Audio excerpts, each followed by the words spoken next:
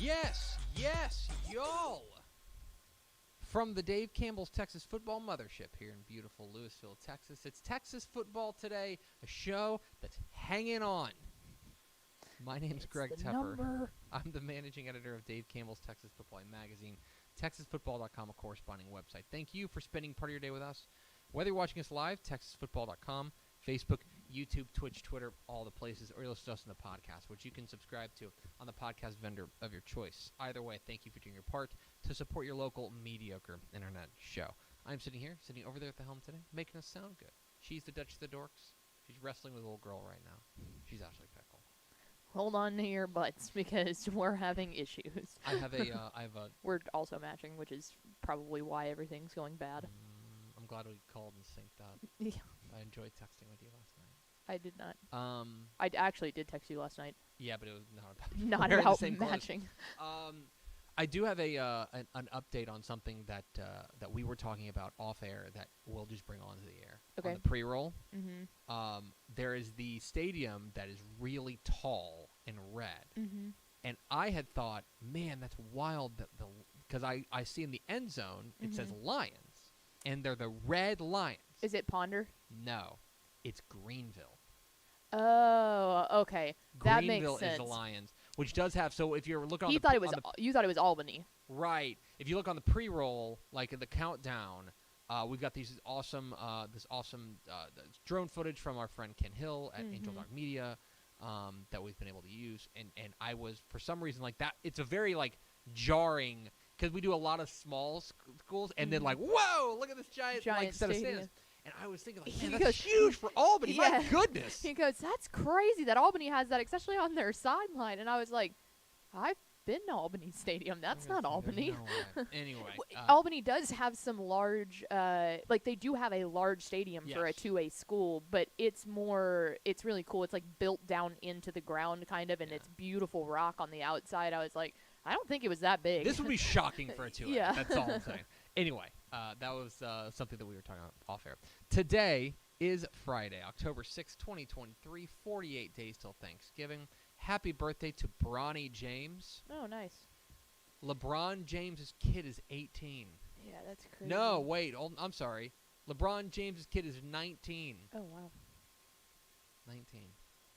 It's episode not important. On today's show, folks, we got Craven Betts, our college football financial advice segment with Mike Craven, our college football insider, including his picks on A&M Alabama and Texas OU, plus the big game of the week, Texas State Louisiana. And then, back half the show, it's Helpful Honda Mailbag Friday. We solicited your questions on Wednesday. We gathered them up, put them in a nice little basket, little gift basket, and now we're going to open up that gift basket here in just a moment on Helpful Honda Mailbag Friday. So stick around for that. Want to remind you, tonight, Dave Campbell's Texas Football Tonight is coming down live, YouTube and at TexanLive.com. You can watch whip-around coverage of the biggest games across state. You guys are going to quad box it. Mm-hmm. You guys will be dropping in on the quad box, We love the quad box. So you can watch 4 games at once. It's Nick Lalpius and Ishmael Johnson. I know it's been a rotating cast of characters. That's why Back again. Yes. So make sure you tune into that. 7:30 p.m. tonight, 7:30 to 10 tonight, live for free everywhere on YouTube and on TexanLive.com. Go check that out. Meanwhile, Mademoiselle Pickle, it's time for a little bit of investment advice. There's a big weekend of college football coming up across the state of Texas. And there's only one person that we trust with our with the institutional knowledge to tell us what to do with our units. It's Mike Craven in a segment we call Craven Bets.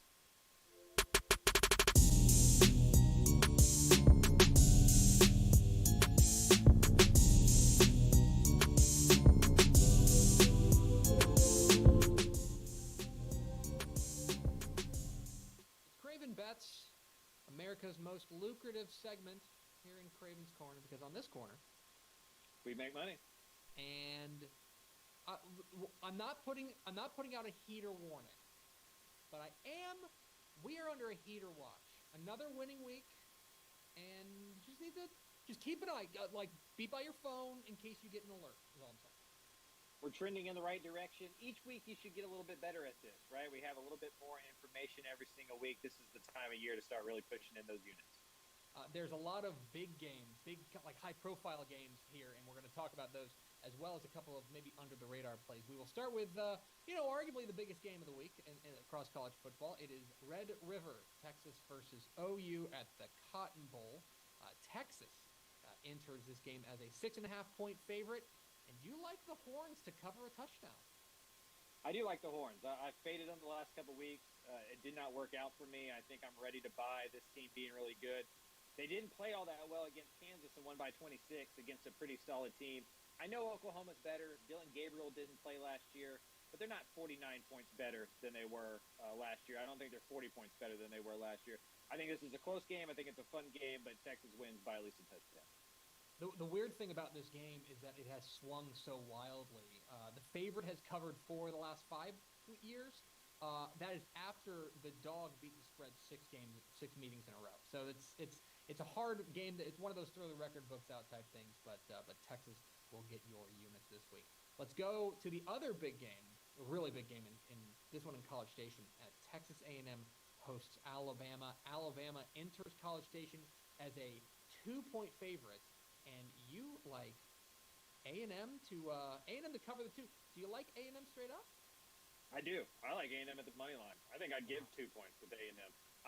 I'm not a believer of this Alabama team. I think what this Alabama team's going to do well is what A&M matches up well against. Like, they're just a better version of Arkansas, a better version of Auburn. A&M's defense has 14 sacks and 30 tackles for loss over the last 2 weeks. They've played really good in the SEC play. That front seven's starting to look like the front seven it was recruited to be. Max Johnson's a fine quarterback. He doesn't have to be great. He just needs to score 30 points. They lost this game last year with Alabama scoring 24. A&M's offense is averaging 2 touchdowns more than they were last year. It's a better unit, even with Johnson playing quarterback. Give me the Aggies to outscore Alabama here. A&M under Jimbo Fisher, 4-1-1 as a home underdog against the spread. So the trend lines would tend to agree with you. Let's go to Waco and the Butt Bowl, Baylor versus Texas Tech. Texas Tech on the road is a 1-point favorite in a game that does feel hard to read, I'll admit. So 1 point does feel about right, but you like the Red Raiders to do something that they haven't been awesome at, which is to go on the road and win. I don't feel great about this one. I'm going to be honest with you. It feels like too important of a game not to put a wager on, to have at least a couple bucks on. Texas Tech not good on the road, 1-6 under Joey McGuire, as you mentioned there. I'm just not ready to say Baylor is good because of 1 quarter of play against UCF. I mean, they were getting dominated in that football game. Good on them for making that comeback. That says something about them. Maybe that jump start this year, because you look at Baylor's schedule, and they could be 6-3 after Week 10 if they can win this football game and get into an easier part of their schedule. I just think Tech's a better team. I think they have more ways to score points. I think the defenses are pretty comparable. Give me Texas Tech in a close, ugly affair in Waco, Texas. It's a small sample size, but I do think that Texas Tech's offense looked more cohesive with Behren Morton at the helm against Houston. It's one game, but also, for all we talk about Baylor or at Tech's struggles on the road, Baylor just 4-5-1 against the spread at home in the last couple of years, and they're 3-4 against the spread coming off of a win. So those things working against the Bears as they host the Red Raiders. Let's stay in the Big 12. We're going to go to Ames, Iowa, as TCU goes up to take on Iowa State. TCU is a 6.5-point road favorite, and that's not enough to sway you away from the Frogs. Anybody who follows me and do anything knows about my Matt Campbell agenda. Just don't get it, never got it. They're not good. They gave up a lot. Gave up 40 points to Oklahoma last week. I know Oklahoma's better than TCU, but we just tend to just believe Iowa State plays good defense and move on from there. It's not true. They're not a good football team. They're a bad football team. A lot of stuff going on off the field with the gambling stuff. TCU just lost a game at home. They tend to bounce back. Give me the Horned Frogs to win this by at least a touchdown against a really bad, maybe the worst team in the Big 12. I will say that the over-under in this game is 53.5, and when Iowa State and TCU meet, they have hit 4 straight overs. So if you're interested in that, especially with a Iowa State defense that is struggling right now. Finally, let's go to Lafayette, Louisiana, as Louisiana welcomes in the Texas State Bobcats. Louisiana is a 1-point favorite against a team that has never beaten them. You like the Cajuns? I do. This feels a little too much too soon for Texas State. Can you imagine the Bobcats 5-1 and really in the driver's seat for the Sun Belt West? I wouldn't be surprised if they win this game. They're only a 1-point dog, so it's not like this is a big blowout potential. Just feels on the road against a Sun Belt team with a lot more experience being in these big moments. Maybe it's a little bit too much for a Texas State team that hasn't played a full four-quarter football game in a little while. We mentioned that Texas State's never beaten Louisiana. They're 0-10. They're also 1-9 against the spread against Louisiana. Only back in 2020, when they lost by 10 points, where did they beat the spread? He's Mike Craven. He's our financial advisor here on Craven Bets on Craven's Corner, because on this corner, we make money. Born and bred in Texas hits a little different, as it should. Texas loves doing business with fellow Texans. VCR now takes its Texas roots as seriously as its many partnerships with schools and universities around the state. It's also why we're so proud to promote our brand in the pages of the Texas Bible, Dave Campbell's Texas Football, and on the airwaves of Texas Football Today.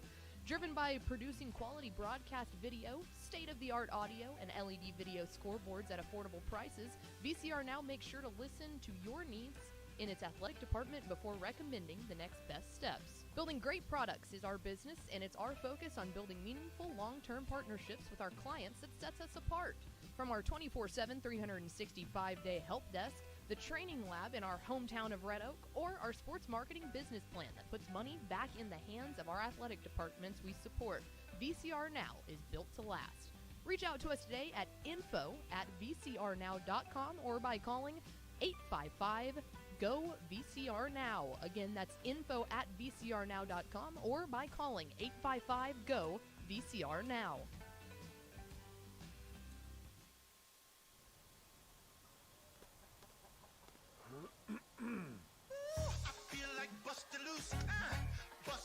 Come on. Get on up. Oh, yeah. Get on up. Bust loose when you wanna sing. Bust loose, baby, do your thing. Talking about bust loose, yeah. Hi, I'm Jennifer Potter, Executive Director of Be Well Texas. Too many people are struggling alone these days, and alcohol and drug deaths are increasing. We started Be Well Texas to offer high-quality, science-based addiction treatment and recovery services anywhere, even at home. We provide compassionate, caring support virtually or in person. In many cases, there is no cost for treatment if you don't have insurance. Really. Welcome to Be Well Texas. We're glad you're here. All right, Pickle, it's Friday, and so it's time to celebrate Helpful Honda Mailbag Friday. The North Texas Honda dealers want to help you score on award-winning Hondas like the rugged and reliable 2023 Honda Ridgeline. Visit your Helpful Honda dealer today or visit ntxhondadealers.com to learn more. So, if you got questions about high school football, college football, recruiting, lifestyle, romance, travel, we encourage you to tune in on Wednesday when we are soliciting those questions. Mm-hmm. So make sure you go back in time and solicit those questions, or and send in your questions. But we will answer a number of them. Thank you for the questions. They're all very nice, and we value them. I believe we have a number of questions from the people. Where do you want to start? Let's do a twofer here. Okay. They're kind of related. Mm-hmm. Who can play with Timpson in Region 3 this year? And in that same vein, will Timpson finally get out of the semis? Yeah, so I think these are both fair questions, and obviously I think that it is centralized around the dominant force and the team to beat in, at the very least, 2A Division I Region 3. At the very least, they are the team to beat in 2A Division I Region 3. I don't think that's really going out on a limb. No. They are going to be favorites in every game that they play the rest of the way. Now, until maybe the semis. Oh yeah, we'll get to that. Yeah. Within Region 3, they'll be favored in every game they play. Yeah. If you're looking for challengers within Region 3, Cooper's interesting. Mm-hmm. That kind of hard-charging running game and defense, although the defense has not been great. I'll also just throw out there, and again, I want to see them play. I'm really excited in a couple of weeks whenever we get. In fact, it's 2 weeks from now. We get Honeygrove against Cooper. Mm-hmm. We'll find out a lot more about Honeygrove, but like the numbers are shocking. Mm-hmm. You know, we talked about it. No points, no punts. We'll find out about them. There is also a team that they like. One team that I do think is an interesting challenger is Beckville. But remember, they beat them by 37 in week 1 without Terry Bussey. So like, I don't want to cast them aside because you never know what happens in a rematch. And it's hard to beat a good team twice. But we do have a data point there, and the data point is not promising for the Bearcats. There's one other team that is within their own district that is interesting, and that's Garrison. Very quietly undefeated, very quietly state-ranked, 6-0. And they end the year with Timpson. This week they get Shelbyville. They're better than Springfield's rival, but that's probably, right now, sports gun to my head, that's probably matchup of unbeatens in week 11 between Timpson and Garrison. Probably a state-ranked matchup of unbeatens, but I also think Timpson's probably better. Yeah, by at least right now, 2 touchdowns. Right now, probably. the computer would have them as 20-point favorites. Yeah. Right now. That's the computer. I don't think they're 20-point favorites, but that's what the computer. So those would be the teams on the short list of teams that could challenge Timpson within the district or within the Region 3. Let's say, again, for the sake of argument, that they do win Region 3 and they make it to the state semifinals, where they have been past couple of years, and they've come up short. They're likely, again, in my mind, to see Refurio. Yep. And a lot of that depends on how you view how last year went. Mm-hmm. Because the real marvel about Refurio last year was that their defense stood on their head and really held down that offense. I think it was 24-21. I think they held them to 21 points. Mm-hmm. The way that Timpson beats you is that they are at any moment capable of taking it to the house. Oh, yeah. 3 or 4 guys. It's not just Bussey. It's Vosky Howard. It's J.J. Garner. It's all these playmakers they've got all around them that they're capable of going the distance. And, by the way, their defense has been very good as well. Right. Right now, I think Timpson is the favorite to win the 2A Division I state championship. I would agree with that. I think they would be a small favorite, a one-score favorite over Refurio. And that, like, there was the difference last year to me was the fact that for so many years those student athletes on Refurio had played a Shiner team that had the same game plan as Timpson of we're going to get at least 3 to 4 explosive scores in this game. And so they were used to that. Refurio is capable of doing that too, and I don't think Timpson's defense last year was used to, oh my gosh, they can explode at any point in time. The closest thing, in my mind, that Refurio will have seen before they see Timpson is way back in week 1 when they lost to Hitchcock. Yep. They gave it 43. Now here's the thing. There is going to be, again, we're working under assumptions. A lot can happen. We're not saying this is locked. locked. Saying this is locked.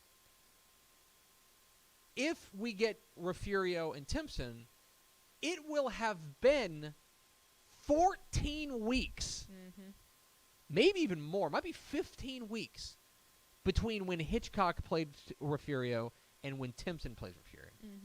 And teams can change. And certainly their defense, they gave up 43 points to Hitchcock, and they gave up 41 in double overtime to Edna, right? That kind of controversial ending to that. They have that. Their other games, they've played 3 other games since then, and they've given up a combined 24 points.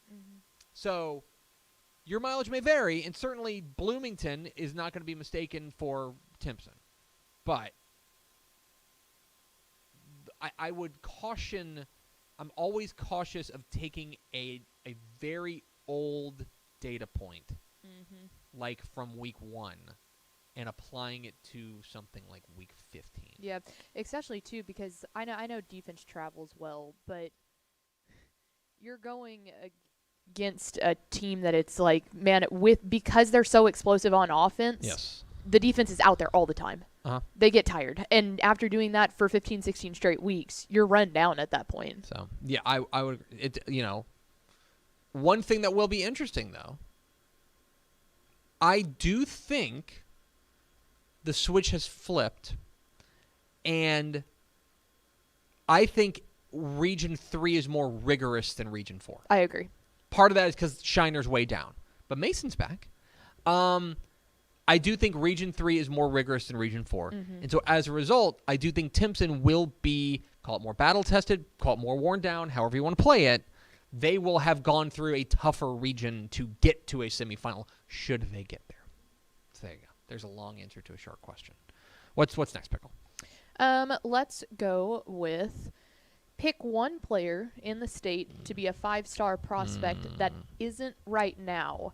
Terry Bussey is Yes. not an option. So we're excluding Terry Bussey because we just talked a lot about Timpson, which feels fine. So right now, if you don't know, we had Greg Powers on our show on Wednesday, and we have named 4 5-star players. We name a grand total of 5. The top 5 players in Texas in every class are known as our 5 stars. Right now, they're Colin Simmons, the defensive end from Duncanville, Lake Belton wide receiver Micah Hudson, Silsbee wide receiver Draylon Miller, and Conroe Oak Ridge linebacker Justin Williams. Those are the 4 5-stars. We have one more spot. Terry Bussey presently ranks 5th, and certainly will be in the mix for a 5-star. I think, boy, your options are like Kobe Black and Waco Yeah. Connolly, who's a dog. He is a dog. Max Anderson, the Tennessee commit, the offensive lineman at Frisco Reedy, very good. Bryant Wesco, the Clemson commit, the wide receiver from Midlothian. I'll tell you this. Here are the 2 guys that spring to mind for me. One is DJ Lagway, the wide receiver from Willis, who has been Quarterback. quarterback. The quarterback from Willis, who has been an extraterrestrial this year. Mm-hmm. He's been unbelievable. The other one that I might go with, and Armando Luan. he's class 2025. We can't count him. Is Taylor Tatum, Okay, Taylor Tatum's the not running a bad. back from Longview? He's exceptional. Yeah. Flip a coin between those 2. Honestly, those are my 2. Like I would say, those would be my 2 that I would say. If you can't go with Bussey, then it would be for me Lagway or I like Tatum. that. Yeah, that feels right. They're both game breakers. Like Lagway's so fun to and watch. to I know me- Taylor Tatum is, but Lagway's so fun to watch. And I know, like, certainly there's different ways to like evaluate players and stack them up. But for me, if I'm looking for a 5-star guy, I'm looking for a game breaker. I'm looking for a program changer. Yeah. And I think Well, either one of those guys would be program And changers. I think that's the thing with me is that obviously, like, if a running back is really, really good, a lot of times that's partial credit to their offensive line. You know, and I do think that Longview has a decently good offensive line, so I think that helps. I've been so impressed by Lagway because it's not like he has just a plethora of superstar wide receivers around him. He's got good receivers, Yes. but he makes it look easy. He does. He does make And it that, look easy. as a quarterback in high school, having to depend on receivers is difficult. I would agree. All right, what's next, Pickle? Another 2 for here. Thoughts on District 2 in 6A. A little Southwest Conference. And then we'll talk about Wolfer Friendship has been flying under the radar all year. They're 5-0. What factors lead you to believe that Midland Legacy will win this week? So we'll do District as a whole, and then hone in. Yeah, we'll go big picture, small picture. The big picture, District 2 6A, the little Southwest Conference, finally kicks off play this week. It's the rare 6-team Big 6A school. district. Yeah. And teams that know each other extremely well, right? Right now, if I were to stack it up, I'd go Legacy 1, Friendship, Permian, take your pick, kind of between those 2. That game's at Permian, though, which makes me think that that's a long trip from Lubbock to Odessa. So I might lean towards Permian. Then Friendship. And then I guess Midland. Midland's 5-0. Midland's 5-0 too. This has been like they've rolled through non-district. It's been a good district from that perspective. Why I am a believer in Midland Legacy in this game over Friendship. So Friendship is 4-0 or 5-0 rather, 5-0, and they shouldn't apologize. They have the 1-point win over Cooper's good, but they have 2 overtime wins, including a quadruple overtime win over Lubbock Monterey. Okay, so their wins are over Lubbock Coronado, Lubbock Cooper in overtime, Lubbock Monterey in quadruple overtime, Abilene, and then Rio Rancho Cleveland, New Mexico. the Abilene one is good. Here's the difference, Pickle. Every one of those teams I mentioned, with the exception of Rio Rancho Cleveland, New Mexico, which is a good New Mexico team, to be clear, but it's a New Mexico team. It was on the road, too, so give them credit for that. Every one of those teams is a 5A team. Yep. Every one of them. Yeah. This will be the first 6A team they play. As opposed to, for Legacy, they have played Cibolo Steel, right? Last week they beat Converse Judson. Yeah, that's a big one. Right? They have played Abilene. If you just want to go, like, we do have like a data point. We have a data point, like a common opponent here. Abilene played both Wolford Friendship and Midland Legacy in back-to-back weeks. Friendship won by 5 at home. And Abilene or in Legacy stomped them. in Lubbock, and Legacy beat them by 31. I think that right now what I like the offensive consistency from Midland Legacy a little bit more. I think they've started to figure some things out offensively, and especially around Marcos Davila. They were really running the ball really early, and I think that has made them stronger as the season has gone on because it has allowed the running game to blossom, and now they're adding in their star quarterback in Marcos Davila. So that's the reason that I like Legacy in this game. Yeah, this game's also in Midland, and they're hard to beat at. What used to be Grande Communications Stadium is now like something I'm not going to call it. I'm not going to call Twitter. I didn't even realize that they switched it. I'm not going to call Twitter X, and I'm not going to call Grande Communications Stadium the other thing, whatever it is. 'Cause that's what it is. Anyway, what's next, Pickle? What are the challenges of ranking and evaluating a 6-man player? It's a good question. It's a good question for Greg Powers, and I'll probably ask him. I reserve the right to ask him about this on Wednesday when we do This Week in Recruiting with him. I will say this. The game is so functionally different from a skill position perspective that because of the more wide open nature of the game, it requires, in many respects, a different and in some respects more robust skill set.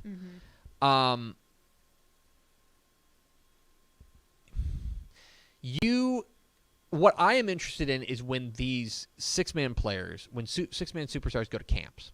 And what I want to see is I want to see them put on, I want to see them go up against 11-man players in drills. Because the game is just very different from just the way that it's played, because it is more wide open. You are navigating through if you're a running back, right? If you're a skill position player, the blocking schemes are entirely different. Oh, incredibly. Because of just a numbers perspective. There's 3 5 people fewer in front of players you. out there. Yeah. Right? There's 5 fewer players out there. And so, in my view, the challenge is finding ways to take something that is different and to adjust for it, and then say, okay, what are you at the 11-man level? What are you? I also think that there's just there are some places that I think that the position is a little closer. For example, I think that there are players at the 6-man level who could play college football right now, and they have the skills at safety, right?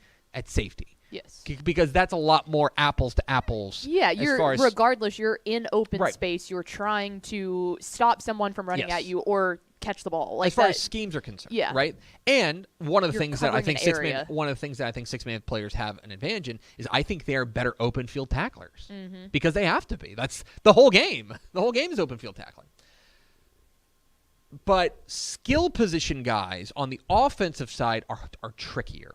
because it is a different skill set as far as reading blocks and like explosivity is certainly part of it, but it doesn't matter if you don't have the vision to identify between the guard and the tackle when that hole is opening up, because you've literally never run between a guard and a tackle. Right. That's the challenge.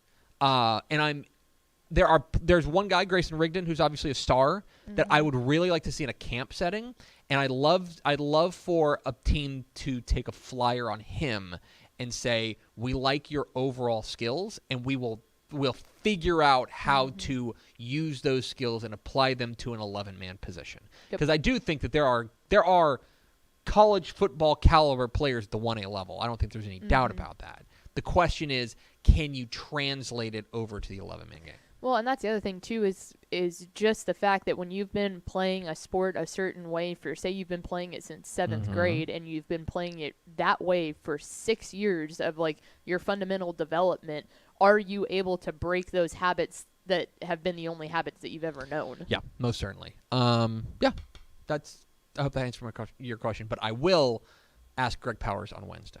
So I want to make a note of that right now. Put in my Palm Pilot. What's next, Pickle? Interested in your input for China Spring Alvarado. I am very intrigued with this game. Okay? So much so that if you go to TexasFootball.com and read my weekly upset watch, I have this game on my upset watch. How about that? Is a District 5-4A Division I opener. That's and for a district that like last year we were talking all about Stephenville, China Spring, China Spring. This district, La Vega's off to a nice start. Yeah. And Alvarado's 5-1. Yeah. So China Spring is 4-2. Their 2 losses are to Melissa, right? That was an understandable loss, right? I think we kind of chalked that one up as pretty good. And they lost to Dallas Parish Episcopal, who's a pretty good private school team. Yes. Alvarado is very quietly 5-1, and their offense with Cartier Collier, their offense is humming. It's been really good, really good. There are real concerns about this China Spring defense. They're giving up 35 points a game. Giving up 35 points a game. That's double what they gave up last year.